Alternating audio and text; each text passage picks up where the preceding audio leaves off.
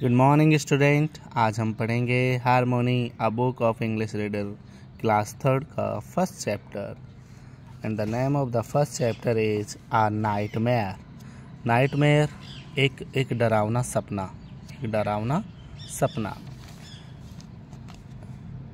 It was a Sunday morning.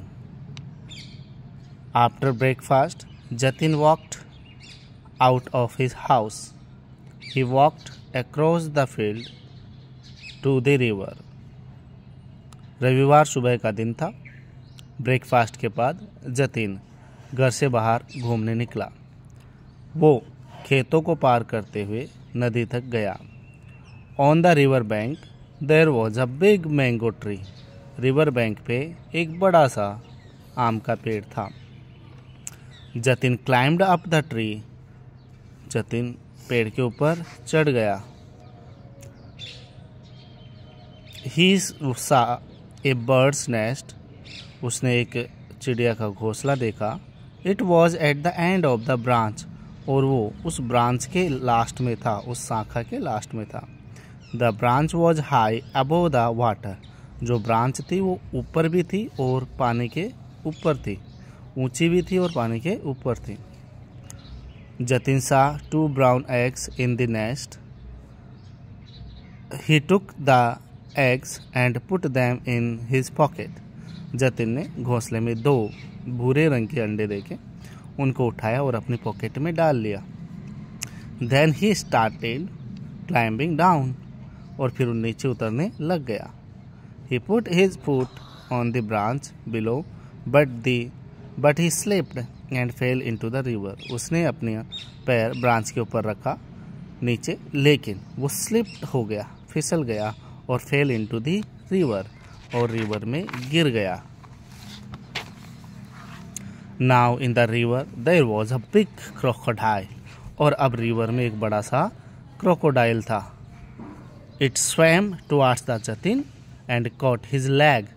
वो जतिन की तरफ तैरा और कॉट हिज लेग, और उसकी लेग को पकड़ लिया। Jatin cried out but the crocodile pulled him down and down under water. Jatin चिल्लाया, लेकिन क्रोकोडाइल उसे खींचता गया नीचे और नीचे पानी के अंदर।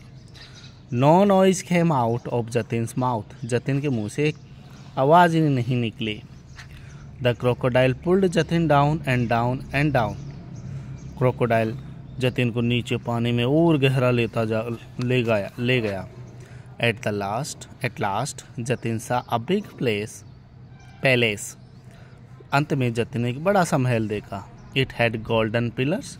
उसके सोने के पिलर थे।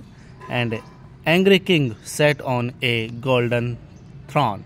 और एक गुस्सेला राजा सोने के सिंहासन पर बैठा था। ही शाउटेड एट जतिन पर चिल्लाया।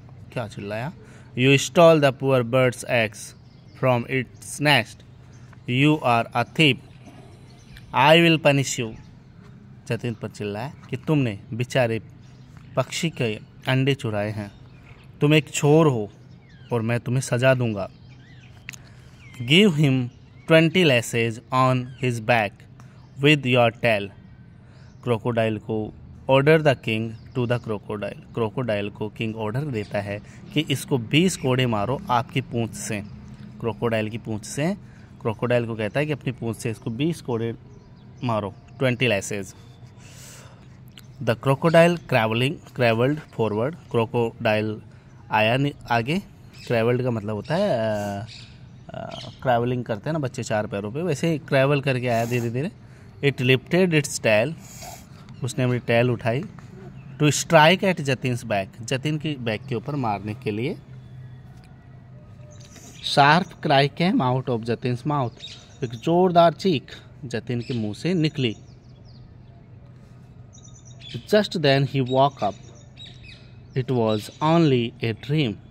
और वो उसके तुरंत बाद उठ गया और वो एक सपना था। बहुत ही अच्छी स्टोरी थी। अच्छा सस्पेंस।